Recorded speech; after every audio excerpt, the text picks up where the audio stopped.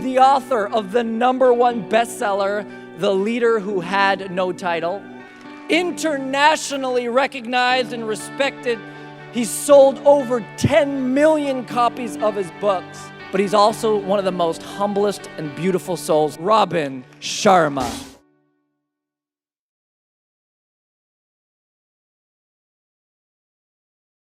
Good morning, poet laureates of leadership.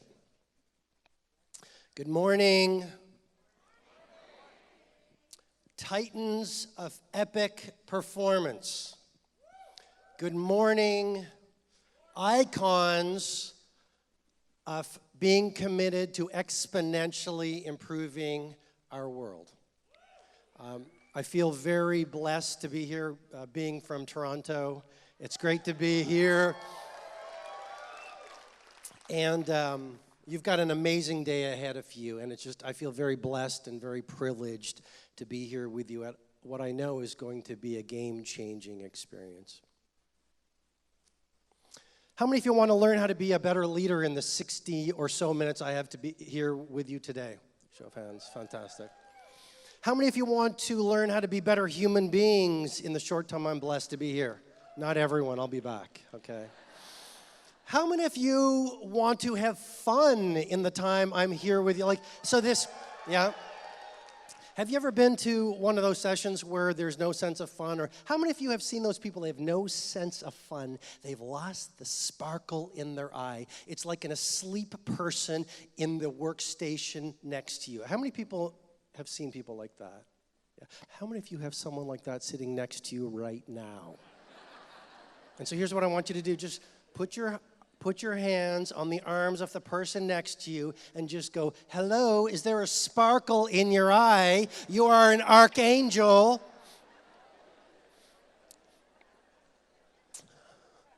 No, it's fantastic to be here. So when I was growing up, my father, who actually just retired in June after 52 years as a family doctor,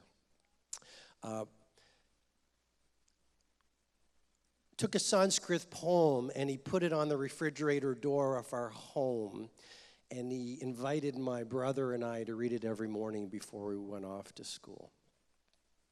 And ladies and gentlemen, I've never forgotten what it said on that piece of paper. It said, spring is past, summer has gone, and winter is here. And the song I meant to sing remains unsung, for I have spent my days stringing and unstringing my instrument.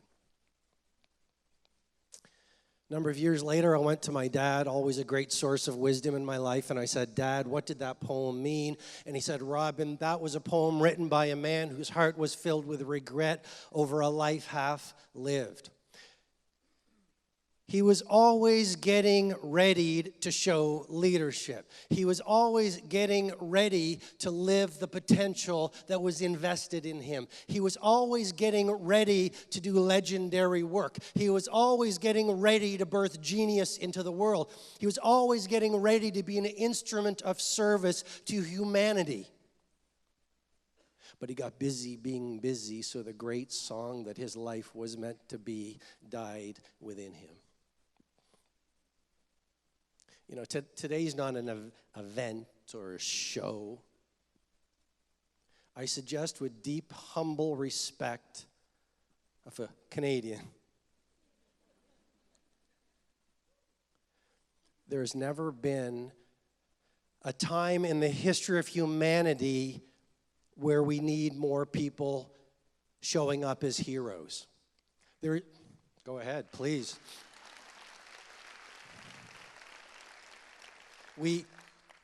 There has never been a time in the history of humanity where we need every single one of us in this room shifting from being a victim to showing leadership.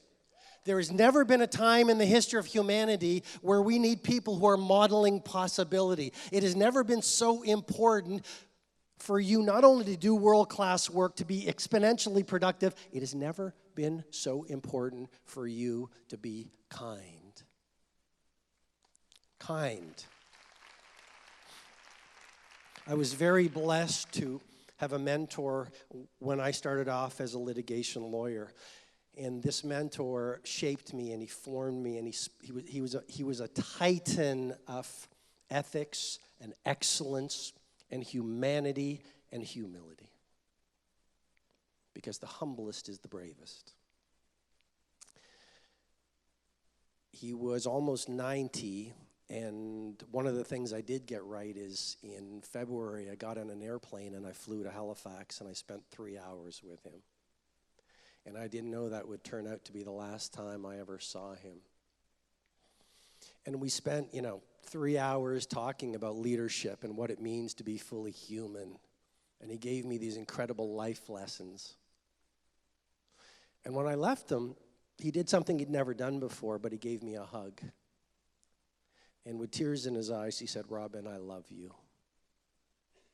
And then he said, "Robin, never, ever forget the importance of being kind." So, I had an amazing adventure in July.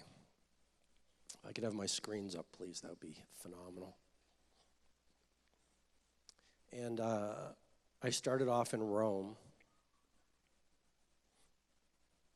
So just imagine this this is where you get to visualize. Are we good on that? Pardon me? Okay. So look how blessed you are to be here. Nicholas is right. Look how blessed you are to be here, at this event, because I believe education is inoculation against disruption. Look at the person next to you and say, "That's a good one to write down." Go ahead and do that. I believe that learning is the game changer. Look, I come from a town of 2,500 people. I am no different from any one of you in this room. You might have read a book I wrote called The Monk Who Sold His Ferrari. My mother edited the book. My father helped me sell the book. I published it in a 24-hour copy shop. My first seminar, 23 people. 21 of those people were my family members. What I want to suggest to you is this. What changed everything for me was my curiosity. See, victims love entertainment. Leaders love education. Can we hold hands and say that at the same time, please? Victims love entertainment. Leaders love education. Victims are frightened by change. Leaders are inspired by change. Look at the person next to you and say, "Robin just might be smarter than he looks." Just do that for me, please. Victims make excuses. Leaders deliver results. And so you are so blessed to be here in the best large city on the planet known as Toronto. And here's a picture because I was in Africa on this adventure, and what happened, I learned that there are these kids who are reading and learning and educating themselves because they don't have electricity in their home. They're doing it under streetlights. You see, I call it the 2X, 3X mindset. If you want to double your income and your impact, triple your investment in two key areas. Your personal mastery and your professional education. See, because as you know more, you can achieve more. As you grow more, you can produce more. This is a very meaningful picture for me. I don't know if it's going to resonate with you, but I want to just speak from my heart. I'll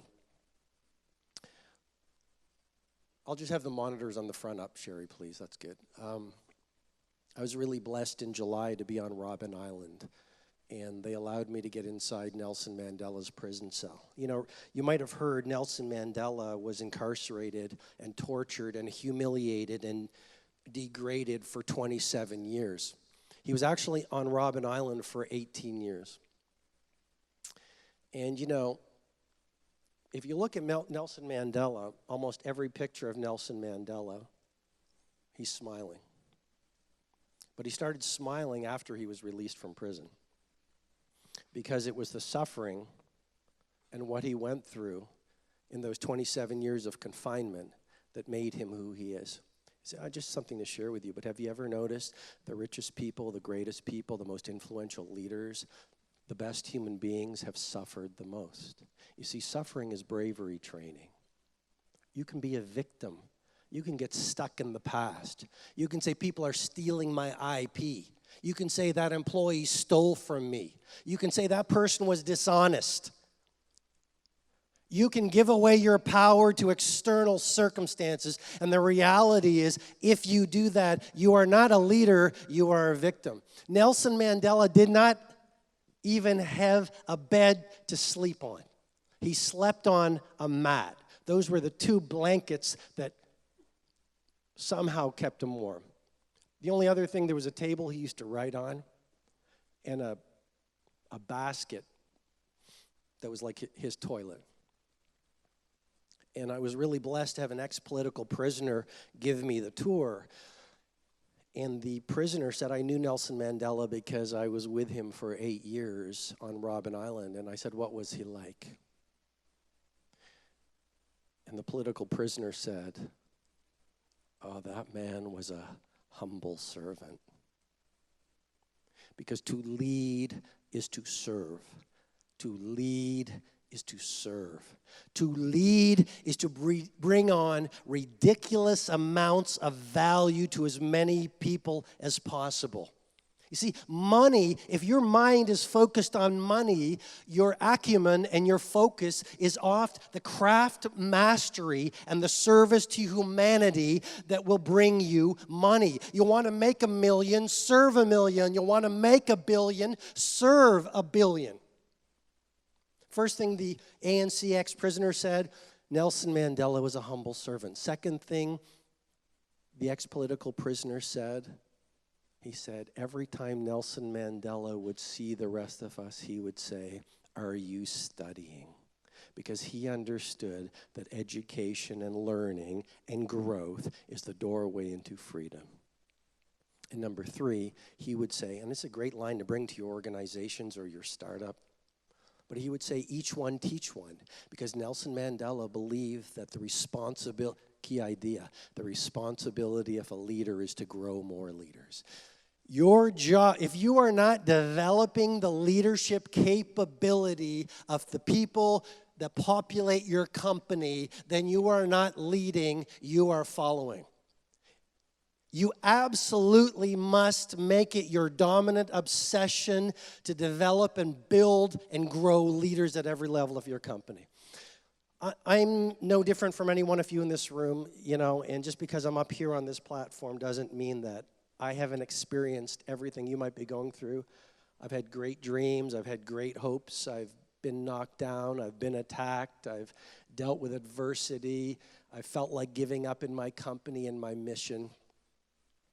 This is the home that I grew up in, actually, in Port Hawkesbury. I come from very, very, very humble beginnings. No one gave me a chance. When I was in school, people laughed at me. The principal said I would never get into university. Every place I went, there were roadblocks. See, what you want to do, the mark of a hero is you turn your wounds into wisdom. You turn your walls into stepping stones. Which brings me to Joey Dunlop. And before I get to Joey Dunlop, I do want to ask everyone to just stand up for a second. And the first thing I want you to do, just to keep you guys nice and loose, is I want you to look at the person next to you and say, you look even better in person than you do on your Instagram profile. Just do that for me, please. Awesome. Give yourselves a nice round of applause. Beautiful. Don't sit down yet. Next thing I want you to do is I want you to look at someone that you don't know, and I want you to say, everyone is saying you are the genius in the room. Can I give you a quick hug? Just do that for me, please.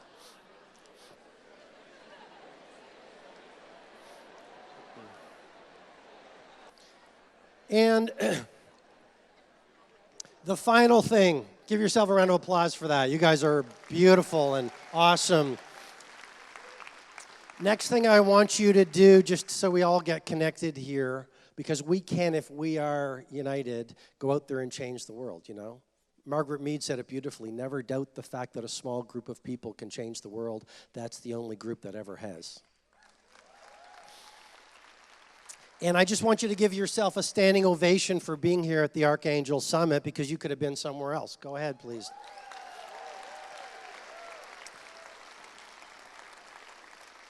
And one more time like you really mean it. You know, do not let stress block you from where you're going, complexity, difficulty. A lot of stress and complexity in the world right now. One of my favorite stories on stress, a little while ago I was in a grocery store. I saw a mother pushing her baby. Baby was crying, screaming like you can't imagine. I overheard the mother saying, "Don't scream, Jennifer. Don't yell, Jennifer. Be calm, Jennifer." Couldn't help myself. I walked over to the woman. I said, "Madam, I can't tell you how impressed I am by the way you're speaking to your baby." She goes, "No, I'm Jennifer." Okay, have a seat and let's keep going. So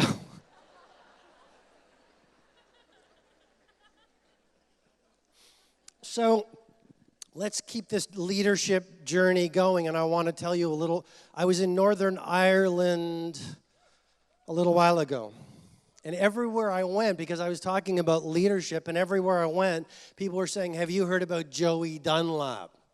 You've got to hear about Joey Dunlop."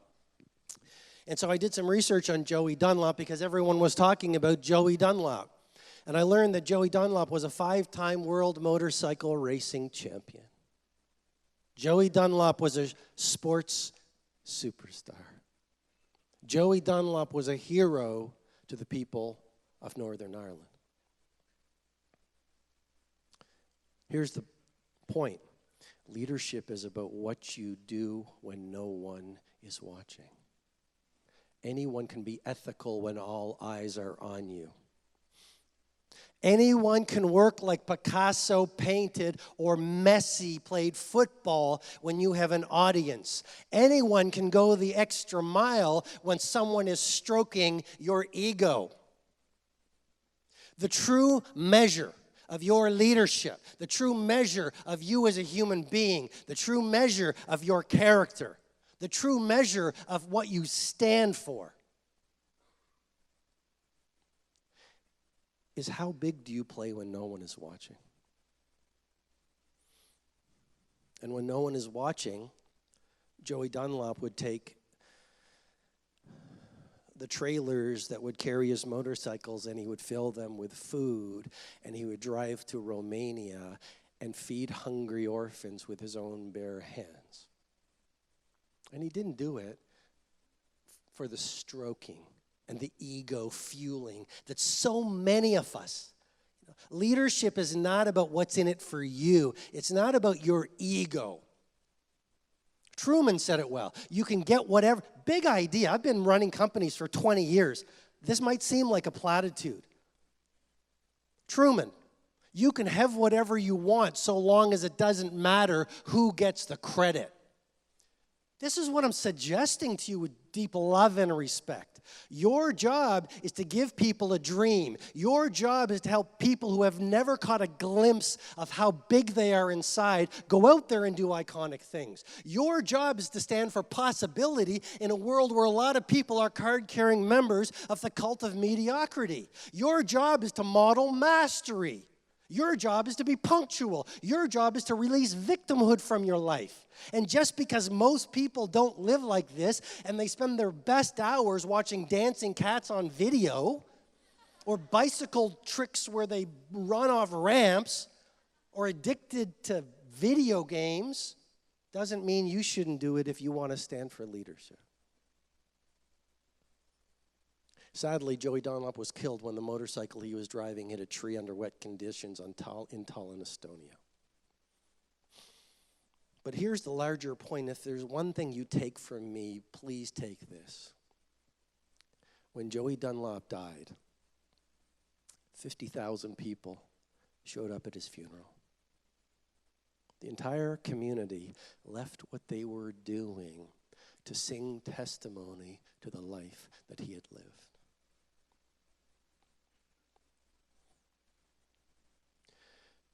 No matter how long you are blessed to live, before you know it, all 1,300 of us in this room will be dust. And what if the things that you are now building your life around on the last hour of your last day amount to trivial things? I think there is a mass hypnosis in society right now, a seduction that the world is selling to us. That it is about ego, putting yourself first, being a victim versus a leader, chasing money, chasing title, chasing status.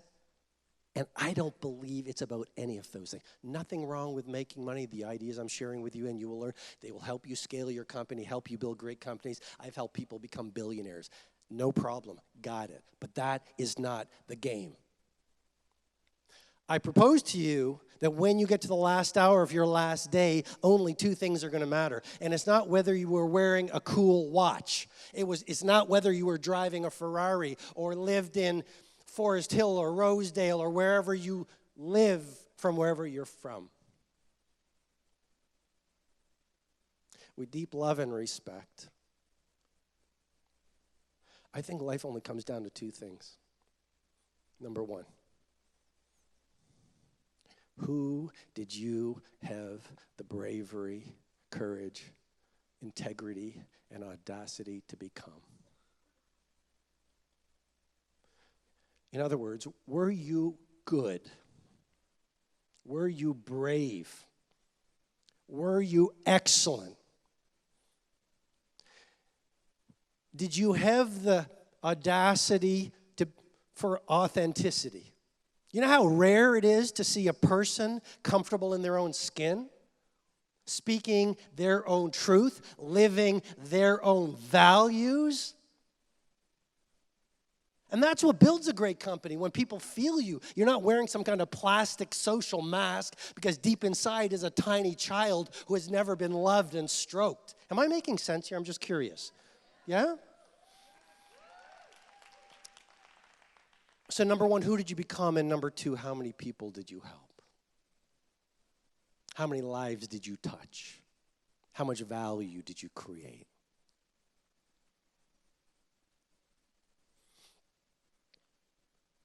And when you do this, and when you live like this, and when you lead like this, I suggest to you that people will call you crazy. But here's something to write down. To have the results in business and life only 5% have, you want to be willing to think and behave in a way that only 5% of the population are willing to behave.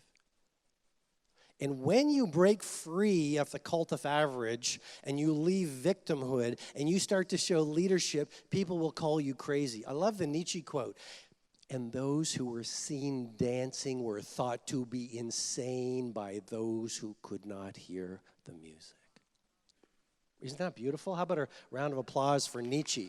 And when you stand for mastery, even if you are a toilet cleaner, the world will not understand you. When you say, I want to be the next Travis Kalanick, and I want to be the next Jeff Bezos, and I want to be the next Rihanna, and I want to be the next Kevin Systrom, and I want to launch the next Uber, and I want to scale the next startup, and I want to be the next Picasso, and I want to be the next Kanye, and I want to be the next craft master. And you start to dial into the little details and stand for the best and read the best and do the best and live in a rare air way, you will be so different from the chattering voices of most people. And that's why every visionary was initially ridiculed before they were revered. The leadership ride means you will be lonely. I'm just speaking truth here. How many people, you understand what I'm talking about as you grow your company? It's lonely. You're going to feel like giving up. You will be laughed at. People will call you crazy. You will be misunderstood. Am I making sense here? You will be misunderstood. You will be laughed at. Why are you getting up and joining Robin's 5 a.m. club? Why are you reading so much? Why do you invest in events like the Archangel Summit? Why do you, while everyone else is sleeping, you're meditating and you're learning and you're growing? Why is it important to you to be world class? Why do you sweat the details? Why is the user experience so important? Why do you feel it's so key not to have energy vampires in your life? Why? You know, and I could get into the neuroscience. I mean, the reality is, please just study emotional contagion. This room is a powerful room. You become your conversations. Emotional contagion, you become the emotions of the people you are around. If you are around depleted, frustrated, angry, disloving, fearful people, please do not tell me their emotions are not going to affect your emotional architecture. That's emotional contagion. Please study mirror neurons. You automatically start behaving like the people you spend most of your time with. So what I'm trying to suggest to you is this. If you are the smartest person on your street today, move to a new street. If you are the most successful person in your community, tomorrow find a new community. And if you are the most loving person that you know, my humble, heartfelt invitation is to start to know new people. And read the book Connected. Read the Framingham study, and you'll find out how important it is to be around the right people. I guess what I'm suggesting to you is this. You're going to be called crazy as you take this ride to the next level. The real reason Giovanni, how about a round of applause for Giovanni and Archangel? I mean, that's...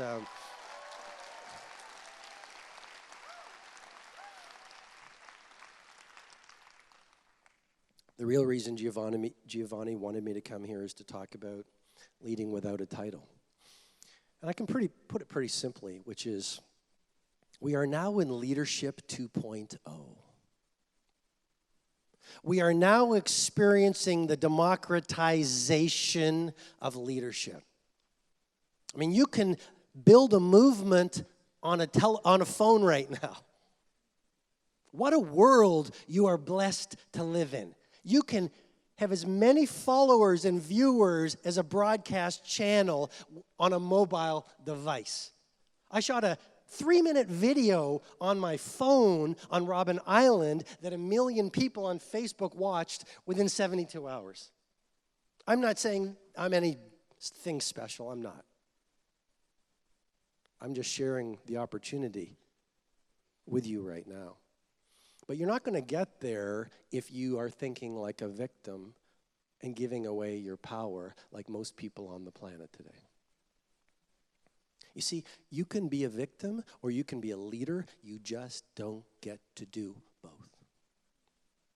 What do victims do? They give away their power to external circumstances.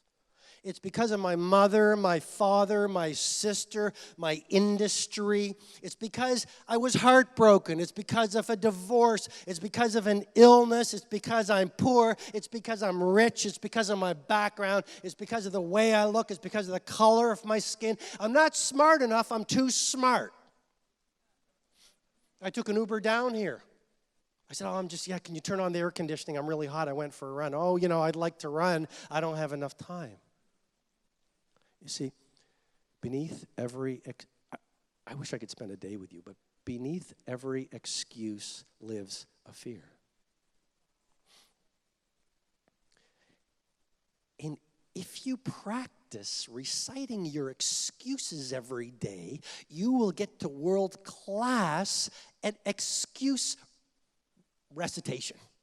I think I just made up a word, but You understand what I'm saying? Like, excusitis is a muscle. Bravery is a muscle. Creativity is a muscle. Mastery is a muscle. Every amateur, every professional was once an amateur before she was a pro.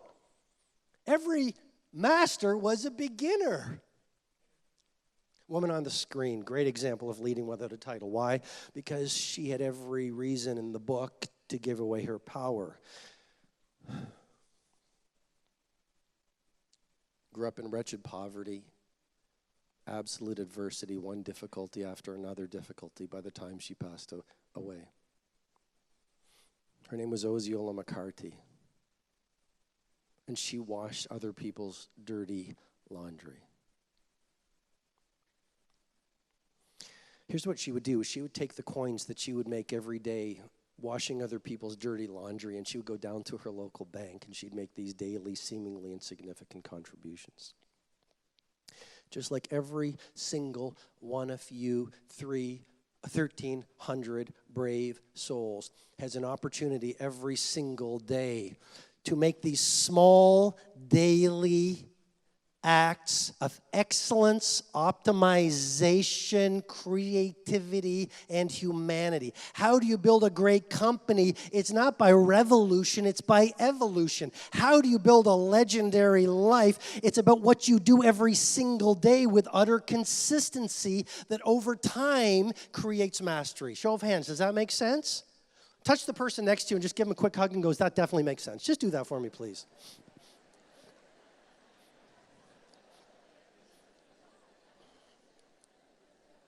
Now, I guess what I'm suggesting to you is simply this.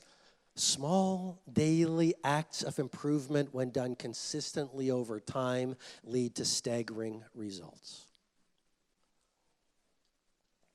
Small daily improvements over time lead to staggering results. And so this woman would take the coins that she would make washing other people's dirty laundry, and she'd go down to her local bank and she'd make these daily, seemingly insignificant contributions. Just like every single day, you make these daily, seemingly insignificant contributions. You iterate the app. You elevate the user experience. You develop a teammate. You're kind to a stranger. You learn something new. You listen to a new podcast. You go for a run when you feel like eating Cheetos. You look like you like Cheetos. No, I'm joking. Yeah, of course you don't. No, you're the leanest person in the room. And my point is simply this. She did it every day with consistency. The days slipped into weeks. The weeks slipped into months. The months slipped into years. Before she knew it, she was old. She's 87 years old now, and she walks into her local bank. The man behind the counter smiles at her and he says, Osceola, do you have any idea how much money you have accumulated as a result of these small, daily, seemingly insignificant contributions you've been making over the course of your life? And she said, no. Why don't you tell me? Man behind the counter said, Osceola, you've accumulated $250,000. What do you want me to do with it? She was a simple woman. She didn't know how much money that was. Man behind the counter got an idea. He took out 10 coins, and he put them on the counter across from where she was standing. And he said, Osceola,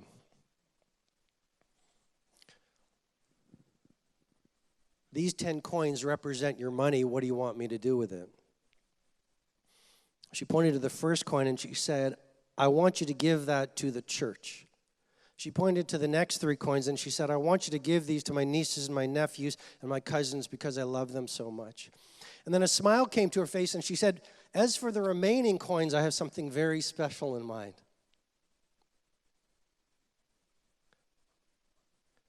1 month later, the local university from Osceola McCarthy's hometown received a check from her for $150,000 with a handwritten note attached to it that said, I would like you to set up a scholarship for poor African American students who still know how to dream.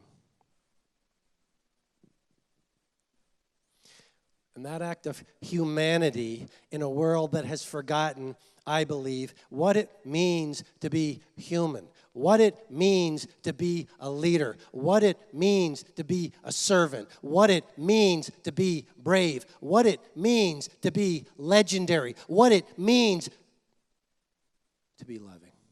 Touched people around the world. Ted Turner was so impressed, he said, if an elderly washerwoman could give away all her money, I'm going to give away $1 billion, which is exactly what he did. I love what Templeton said. Number one reason to make a lot of money is so you can serve humanity. I don't know if, take care of your dreams. Beautiful. You deserve it. But the number one reason to make a massive amount of money is to get seriously invested in philanthropy.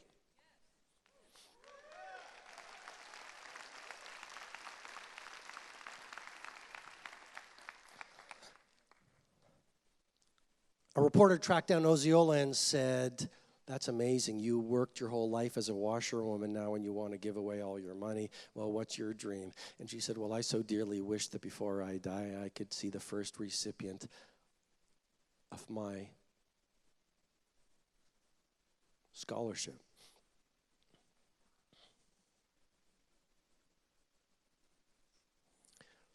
And she said, because I know because of my advanced age, that's probably not going to happen.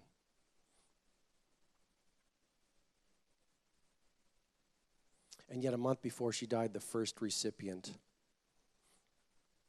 of her scholarship walked across the graduation stage.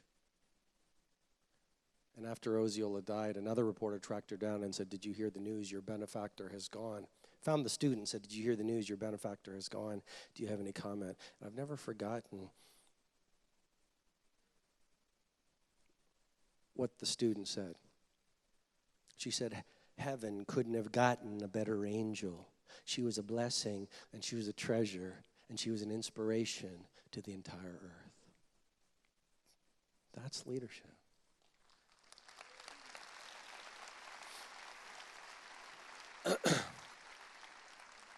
My father used to quote the words of the poet Rabindranath Tagore, who used to say, when you were born, you cried while the world rejoiced. Live your life in such a way that when you die, the world cries while you rejoice.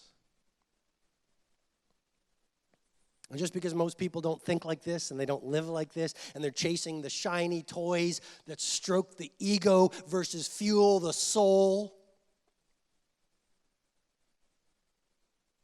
doesn't mean you shouldn't do it if you want to be a game changer, A player, epic entrepreneur, and history maker. That's where I want you to be playing.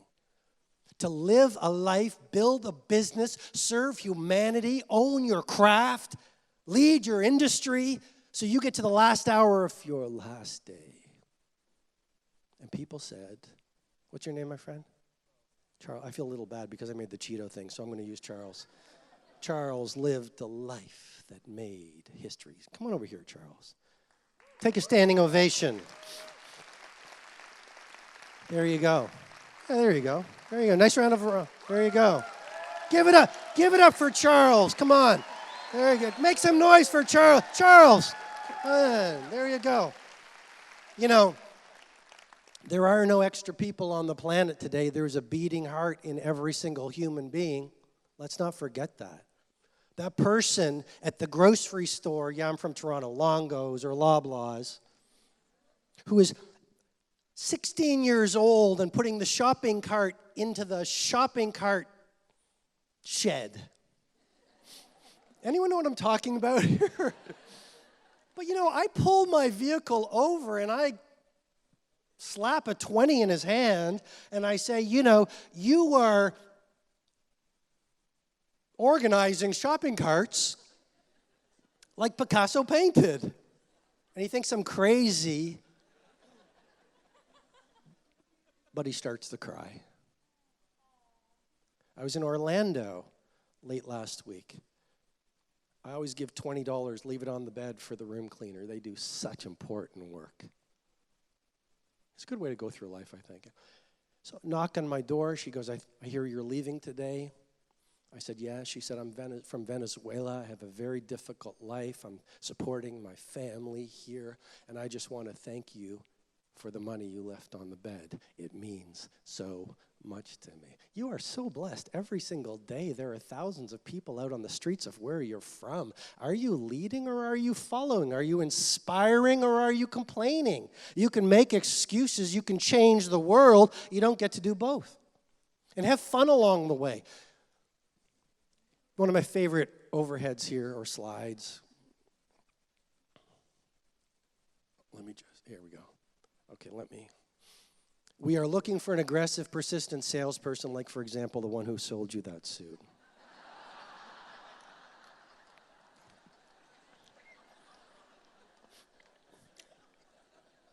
I want you to touch the arms of the person next to you and say, as of today, I am going to rock the house in everything I do. Just do that for me, please.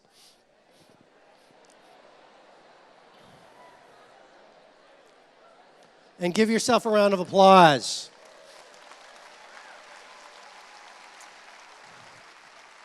Oh, can I show you a video, because I found it. Can I show you a video? You just got to. I'm totally, but you got to see this. Like, everything I could say has been summarized by this guy right here. Tell you something. A speech right now. Either I think we need some. You work hard for it, or you don't work hard for it. Well, me and my brother, we work hard for our stuff. It don't come easy. In life, you have to work. Either you want to be the shark of the ocean or the fish of the ocean. And right now, we want to be the shark. Take over everything. Strength, no weakness. Power, the muscle. Have to have that mindset. So you're going to come in here and dominate. When you say, oh, something wrong. No. Don't put yourself down. Motivate yourself. Keep yourself up, pumped, and ready for any challenge that comes. Yes. Yeah. That's how you own your game. Okay. So, let me give you some maxims. Could I have a look at my screen, please? Just imagine this beautifully designed screen with these 5 maxims. Number 1, own. Oh, I'm pressing it. I am pressing it. I think we need a new battery. Yeah, it's no problem. I'm just chatting to myself, having fun. I love this. I mean, I get to do this and hang out with some of the world's greatest people every day and share my heart and hopefully inspire and serve. And I think, I could retire. I love to ski at Blue Mountain. I'm a level 1 ski instructor. It was like so if you want a lesson with me, And I could retire, and I love mountain biking, and I love living in Rome, and my Roman friends say, well, Rome is Rome, and I'm going to show you some pictures of Rome, but why do I get on airplanes and shoot videos on Facebook and run the Titan Summit, and, Personal Mastery Academy I do hi, Elena and Bruce and all, but, I run Personal Mastery Academy here in June every year. Why do I do all this stuff and shoot YouTube videos and Instagram and write posts? And it's not for the money, trust me. It's for the awesome privilege to serve. And I think that's a great way to spend your life. So, let's go to...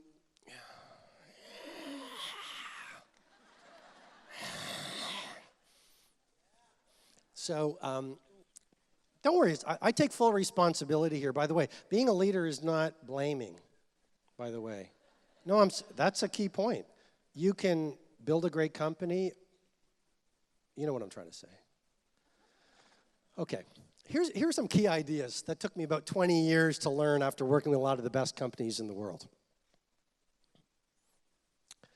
Messy is the price of legendary. Write that one down. Nietzsche said it well. Chaos gives birth to dancing stars. You see, if you're not confused a lot, you're not growing very much. How about a round of applause for that? No? I mean, how many How many of you in this room, if people know how confused and not together you were, they think you were just like, put show of hands. Look around the room. So what I'm suggesting to you is, like, if world class was easy, everyone would be doing it. If scaling a great company, building a great culture, finding A players was easy, we'd all have great companies. If being a Picasso or a Messi or a Kevin Systrom or a Travis Kalanick or a Phil Knight or a Rihanna or whoever it is was easy, the whole world would be iconic. It's supposed to be hard. You're supposed to be confused. You will be heartbroken. People will steal from you. You will be attacked. People will be jealous. You will lose people. You will feel like giving up. You will be jealousized. You know what I'm trying to say. Jealousy is the price of legendary. It's a messy, lonely, hard, beautiful, gorgeous, confusing, painful, awesome ride. Building a great company, owning your craft. And it starts with going to the places that frighten you. You see, your fear is an awesome GPS to go to the places that carry your greatest growth. What does society tell you? Oh, you're scared. I used to be so scared of public speaking. How many people are scared of public speaking? Sure. Number one fear of a human being, public speaking. Number two, death. Number three, dying while you're public speaking. And I followed the GPS because fear is bravery training. The teammate that most frustrates you carries your greatest growth. Am I speaking truth here on the Toronto stage of Archangel, September, whatever the year is? Second one, instinct is smarter than society. What's Robin talking about here? Just look at the person next to you and just go, what the heck is the bald man talking about? Just do that for me. So, here's what I'm offering to you with lots of love. The things that you think are possible are just the things society has sold you on possible. Instinct is so much more powerful than reason. George Bernard Shaw. The reasonable man adapts himself to the world. Are you with me so far? No, the reasonable man adapts himself to the world. The unreasonable man persists in trying to adapt the world to himself. Therefore, why am I whispering? All progress depends on the unreasonable woman or man. Uber, Google, Nike, Amazon, Instagram, FedEx, Mona Lisa, moon walk. I'm not going to do the moon walk. I'm talking about the man on the... So, I wrote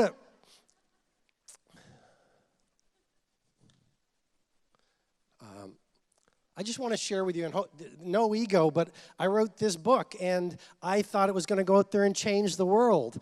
And I was a litigation lawyer, and I was working on Bay Street, and, I had betrayed myself. I became a lawyer because everyone around me said, you become a litigation lawyer, and you're going to be happy, and you're going to be cool, and you're going to be whatever.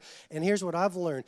It is a completely hollow victory to be successful by the metrics of society, but not be successful according to your own terms. And I've lived it. And I was making very good money, and I was driving a nice car, and I had all those blingy, nice thingies.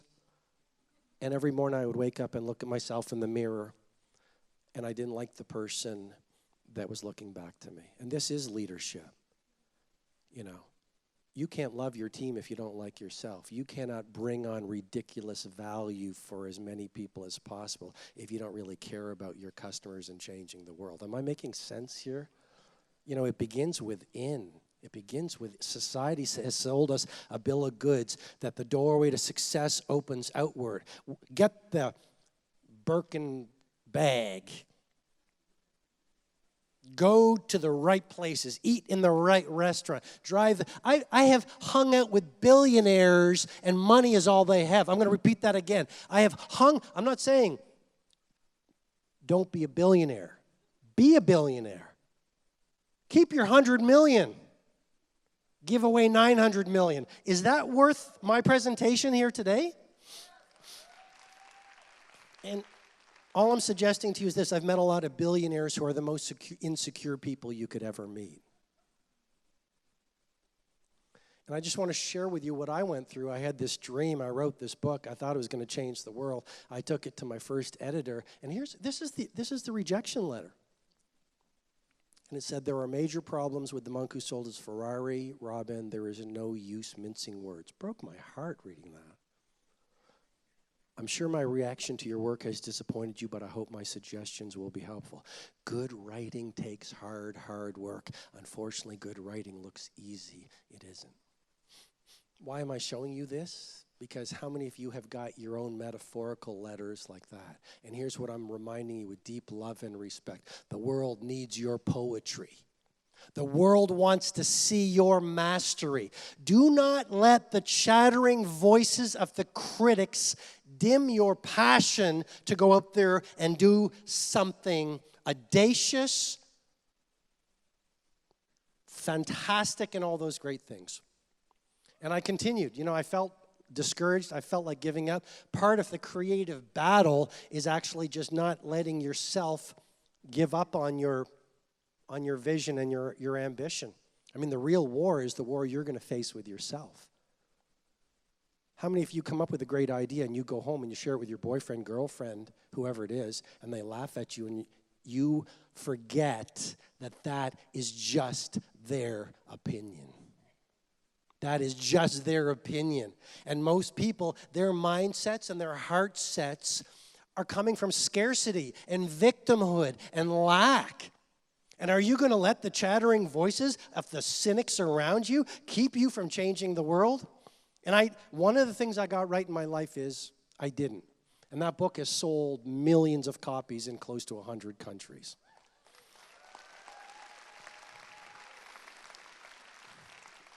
Here's the third thing to keep in mind as you 20x your leadership, which is rise from a daily job to a mighty mission.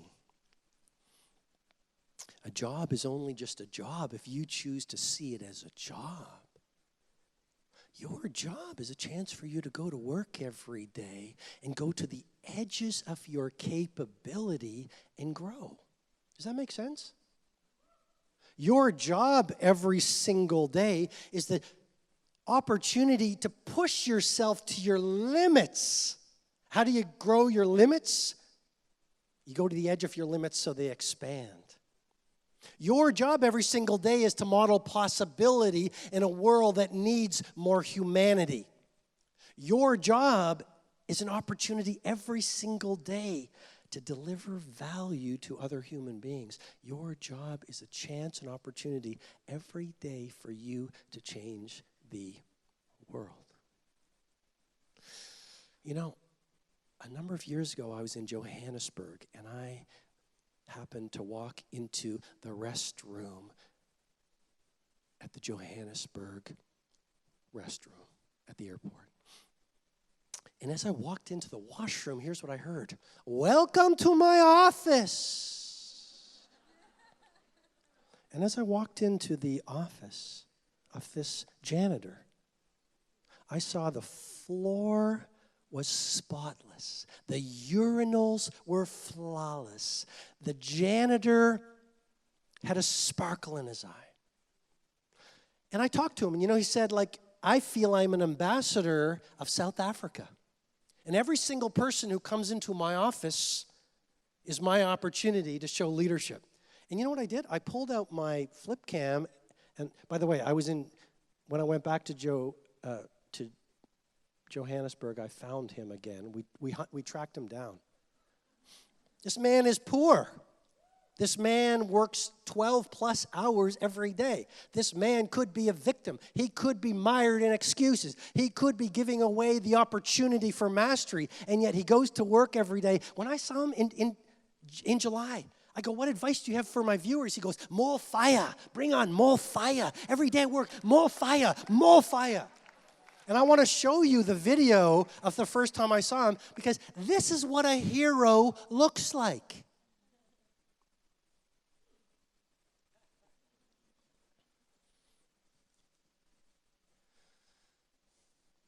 Well, of all places, I'm in a washroom in the Joburg airport, but this is a very special video clip because I have someone I want you to meet right here. What's your name, please? Archangel. And what do you do? I'm cleaning here. You're cleaning. This is my office. Yeah? This is your what? My office. Now, as soon as I walked in, you had a smile on your face and you welcomed me to your office, and you told me that your office is flawless. Tell me your philosophy here. No, my philosophy. You see. You can see for yourself, my office is nice and clean. I keep it like this for you people. When you come to South Africa and Joburg, you will find me in my office here. Do you love what you do? I love what I do, everything. And each and every day when I wake up in the morning, I'll be excited to come and see you people and welcome you in my office and keep it clean like this each and every day. You seem to be very proud of your work. Yeah, I'm very proud of my work.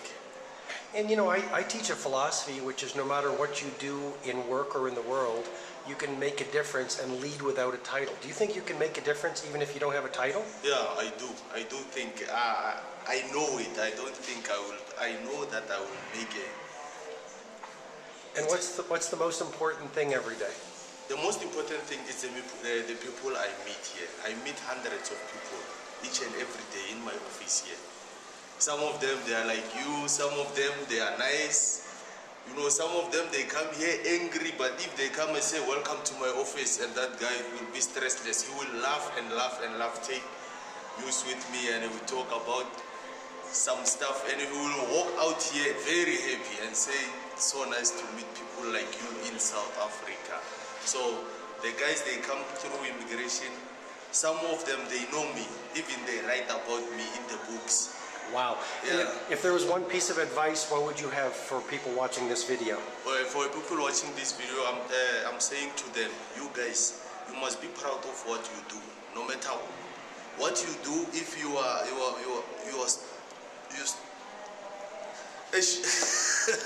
Yeah, that's good. Yeah, I say, no matter what you do, you must do it with all your heart. There's nothing that will stop you. Each and every day, when I come to work, I'll be very happy. I know that I'm going to meet people, thousands of people from all over the world. So I love my job. There's nothing will stop me, and I will keep on working here no matter what. You are absolutely awesome. Thank you so much. I thank you very much, sir.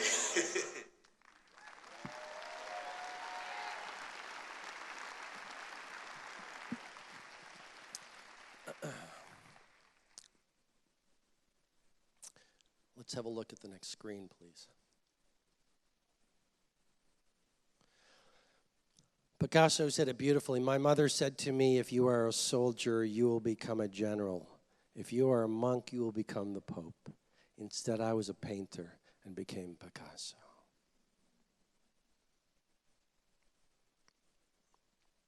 There's no traffic in your own lane. Fifth maxim to lead your field. What do I mean by that?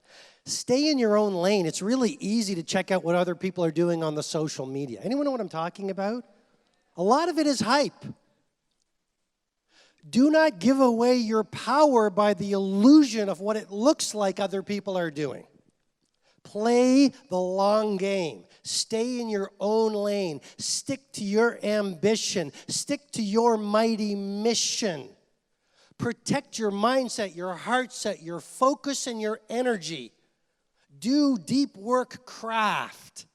Block out the noise. Am I making sense here? Because otherwise you will be giving away your power, your energy, to your focus versus putting those assets on your most important work that will really get you to world class.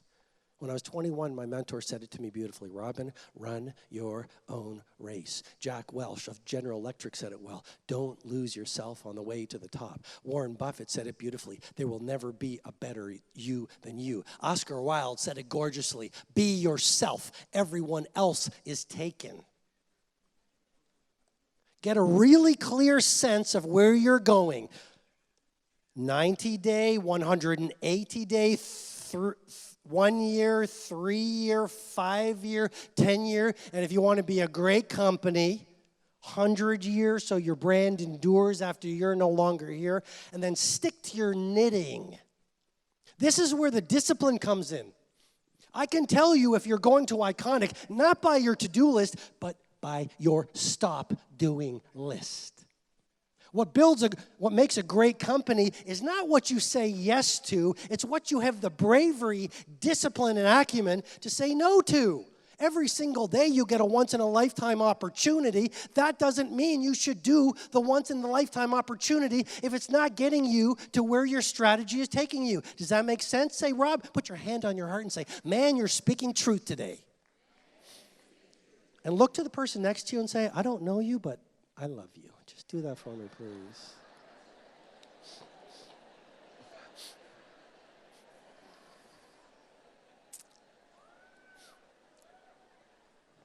Martin Luther King Jr.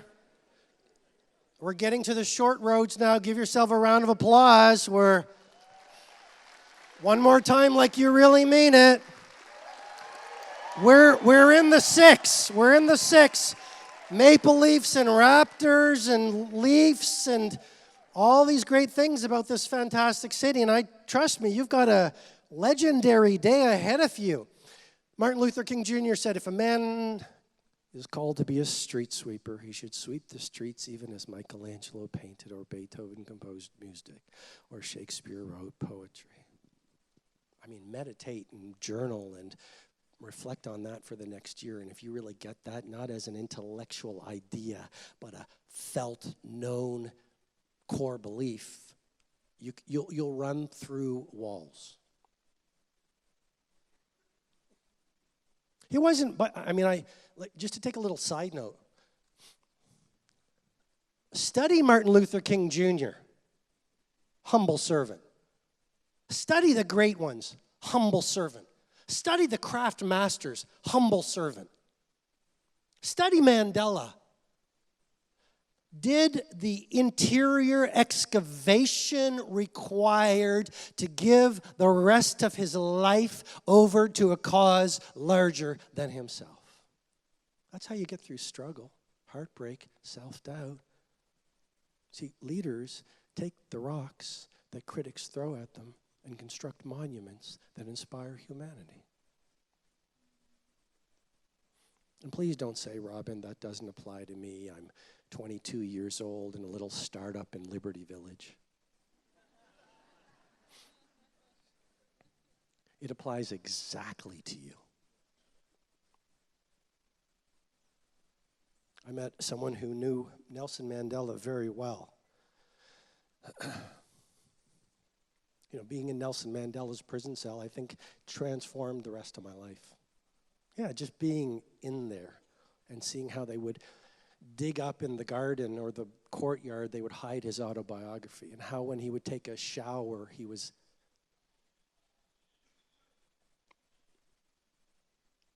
how he would take a shower and the guards would watch him naked while he'd take a shower, and the food that they would give him designed to break him, and the limestone quarry that wrecked his eyes and ruined his lungs.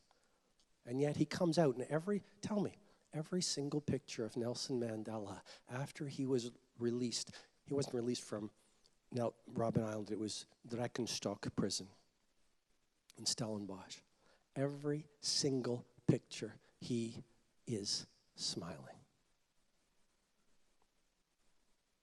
You're stuck in Toronto traffic. You're having a bad day.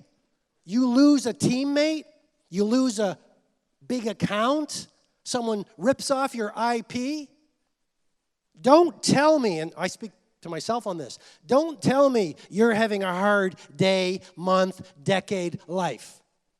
27 years in confinement, Nelson Mandela. And he came out, and because of his bravery, audacity, mission, changed the world. And the person who knew Nelson Mandela said to me privately, you know, Nelson Mandela went into prison as a very angry young man. It was the 27 years of suffering where he was forced to release anger and forgive that made Nelson Mandela Mandela. The things that break your heart serve you. The people who shatter your ego are the people who release your ego. Am I making any sense here? It's the tragedies, it's the human tragedies that we experience that can contract us or make us. And the victim says, oh, boo-hoo, 1942. This is what happened to me. And the leader says, this is what happened to me. Wow, life really loves me.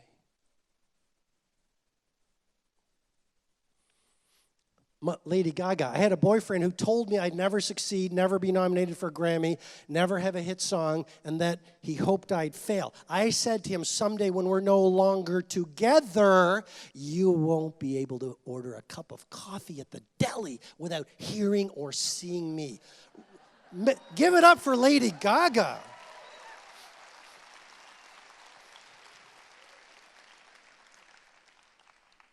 Tell you something. Yeah, you know where I was going with that one. Leadership's about three things. Inspiration. The only title that really matters is Chief Inspiration Officer. Okay? People say, oh, my years at Apple, I mean, Steve Jobs was a difficult, rude person. Yet, you know, they will also tell you that their years at Apple were the best years of their life. And you ask Apple employees why, and they'll say, because Steve Jobs was inspirational. How many people had the discipline to stand for absolute world class? He just wanted to bring beautiful objects in the world, in a world that celebrates average and mediocrity. When Steve Jobs was a little boy, his father said, Steve, go out and paint the fence. Steve Jobs said, sure. A few hours later, Steve Jobs' father comes out and says, Steve, did you paint the fence? He said, yes, I painted the fence. Father inspected the fence and said, Steve, you did a great job painting the outside of the fence, but you didn't paint the inside of the fence. Steve Jobs said, yeah, but Dad, no one's going to see the outside of the fence. And Steve Jobs said, but we will. Or his father said, but we will. Now it's the mid-1980s, and Steve Jobs and his design team are bringing out the first Apple Macintosh. And Steve Jobs says, you know, hey, gang, our deliverable is to build a beautiful computer. And hey, gang, I want you to make the user experience very simple and very elegant, but here's the real mission. I want you to make the inside of the first Apple Macintosh so beautiful, when people look at it, it brings tears to their eyes. Just like tears will come to your eyes if you go to the Sistine Chapel and look up at Michelangelo's ceiling, because you are witnessing mastery, human possibility. And his design team said, but Steve, no one's going to look at the inside of the computer. And Steve Jobs said, but we will. And when he saw the first Apple Macintosh, he opened it up and he started to cry, because Steve Jobs was not a billionaire entrepreneur. He was really an artist. And he said to his team, now sign the board, the circuit board. And they said, why? And he said, because all artists sign their work. Your job is to be so ridiculously great at what you do that when you go to work every single day, your teammates give you a standing ovation like Kanye coming down from the ceiling. Secondly, leadership is about influence. Oh, Robin, I don't have the right people. Be the right leader and you'll get the right people. Are you investing in exponentially growing? Are you OAD, obsessive passionately attentive around the details? Are you the most passionate person in the room? Are you in love with bringing on monomaniacal value for as many people as possible? Are you living the cultural message that you want your people to be living? Because your behavior gives the people around you permission to behave in the same way you do. And leadership begins with you. And then finally, impact. Leadership is less talk, more do. No one wants to hear what you say you're going to do. Leadership is about getting epic production done. Less talk, more do. Less meetings, less addiction. An addiction to distraction is the death of your creative production.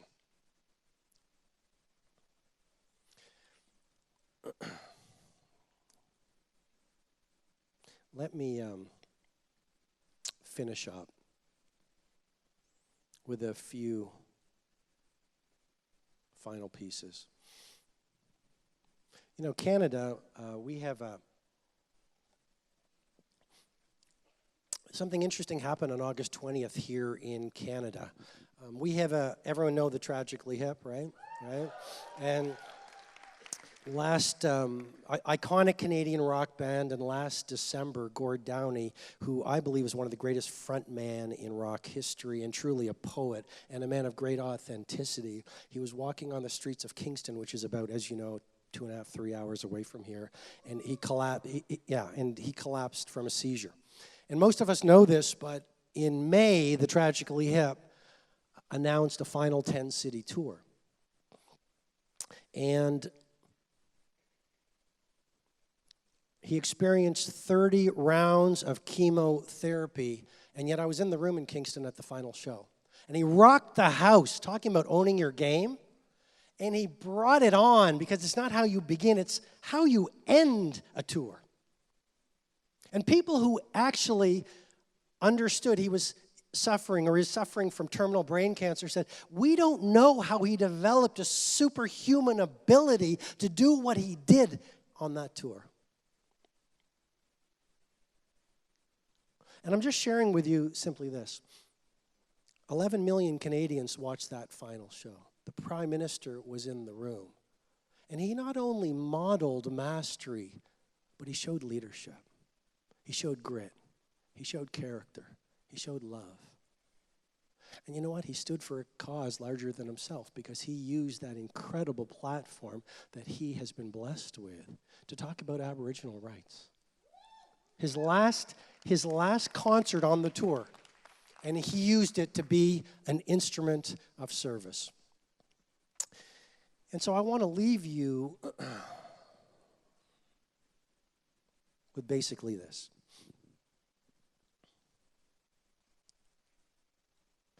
To lead is to be of use. When I was writing one of my books, I came across a story of an Indian Maharaja who every morning would celebrate his own funeral, complete with music and flowers, all the while chanting, I have lived fully, I have lived fully, I have lived fully. I asked my dad when I got older, I said, Dad, why would this man do this? And my father said, Robin, it's easy. This man has developed a morning ritual to remind him that every day could be his last. You see, people you love will go in a minute sometimes. And please do not be seduced by the hypnosis that you will live for another 100 years. George Bernard Shaw was asked on his deathbed, what would you do if you could live your life over again? He said, I'd be the kind of person that I could have been but never was.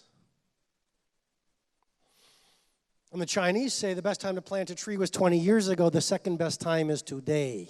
Before you know it, even if you have a long ride, you will be dust. And what if on the last hour of your last day, the things you now think are so important, ego pursuits, money, status, title, acclaim, being liked, versus authentic, masterful, great, influential, of service. What if those at the last hour of the last day, when you connect with your mortality, you realize that those things that you thought were lofty were actually the most important elements of great humanity and a life that stands for legendary? When I was growing up, my father said to me, Robin, when you were born, you cried while the world rejoiced. He said, live your life in such a way that when you die, the world cries while you rejoice. And so lead without a title. Push yourself to do epic work. Give up your excuses. Stand for daily optimization. Develop your interior life so you are big like Mandela, so you don't have to talk and talk and talk, because who you are is so powerful that everyone in the room feels it. See, the real work of leadership, no one talks about this. Mindset, fine. What about heart set? What about building your leadership will never rise higher than your self-identity and the quality of your character.